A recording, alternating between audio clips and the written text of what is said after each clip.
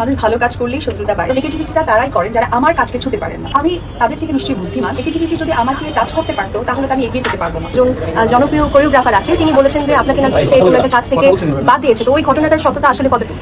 আসলে দেখেন, আমার পরিচয় তো চলচ্চিত্রের নায়িকা। এটা হচ্ছে আমার সব থেকে বড় পরিচয়। আমাকে যে দর্শকরা চেনেন তারা আমার পরিচয়টাই জানেন নায়িকা থেকে, এবং যে ব্র্যান্ড থেকেই আমাকে ডাকে তারা কিন্তু অপু বিশ্বাসকেই ডাকেন। সো অপু বিশ্বাসকে ডাকার মাঝখানে একটা পরিচিতি ব্যাপারটা থাকে, সেটা হয়তো বা যে কেউ হতে পারে। আমি ওনার কথাকে কখনোই অনেক কিছু বলবো না। উনি আমার যথেষ্ট সিনিয়র একজন মানুষ, ওনাকে আমি সম্মান করি এবং সম্মানের জায়গায় সারা জীবন উনি থাকবে। উনি হয়তো আবেগ বা আক্ষেপ থেকে বলেছে, আর এটা কখনোই সত্য নয়। কারণ অপু বিশ্বাসের পরিচিতি আসলে নতুন করে দেওয়ার কিছু নেই, যেহেতু আমি 20 বছর ধরে চলচ্চিত্র অঙ্গনে কাজ করছি, এবং যে প্রোডাক্টগুলো এখন হচ্ছে হয়তো বা সেই প্রোডাক্টগুলোর বয়স হতে পারে 5 বছর 10 বছর। সো আমার অনেক আগের এক্সপিরিয়েন্স, তারা আমাকেই যেতে নেয়। আর আমি তার কথাকে সাধুবাদ জানাই। আমি তার হয়তো বা ভালো লাগার কষ্টটাকে আমি সাপোর্ট করছি, যদি কষ্টকে হয়তো বলতে পারি, বাট এটা সত্য নয়।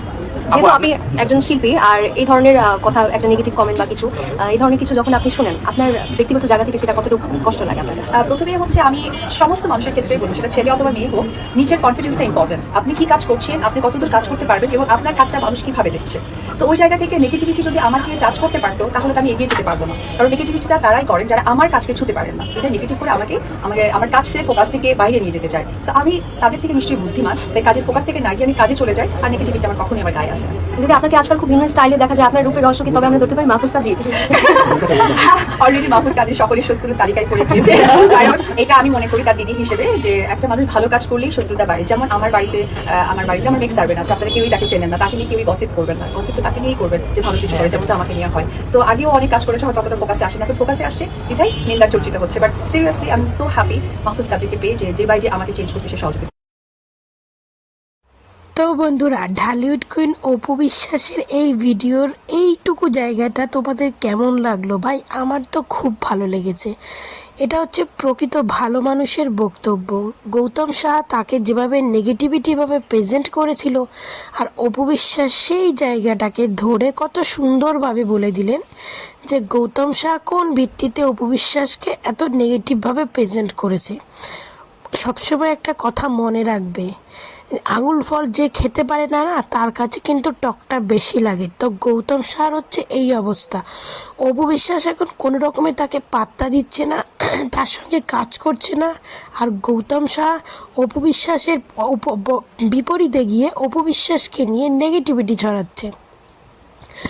তো একবার হয়তো গৌতম শাহকে অপু বিশ্বাস তার জন্মদিনে চান্স দিয়েছে, সুযোগ দিয়েছে, যদি একটু সে শুধরে যায়। তো বলি, বারবার কিন্তু সেই সুযোগটা ঢালিউড কুইন দেবে না, কারণ সে কিন্তু ঢালিউড কুইন, তার কিন্তু কাজের অভাব নেই। কাজের অভাব কিন্তু গৌতম শাহর। আর মাহফুজ কাদেরীকে আগে অনেক কাজ করেছে, কিন্তু আগের কাজে কিন্তু মাহফুজ কাদেরী কখনো টাইমলাইনে আসেনি, এইভাবে হাইলাইট হয়নি যেভাবে অপু বিশ্বাসের সঙ্গে কাজ করে হয়েছে।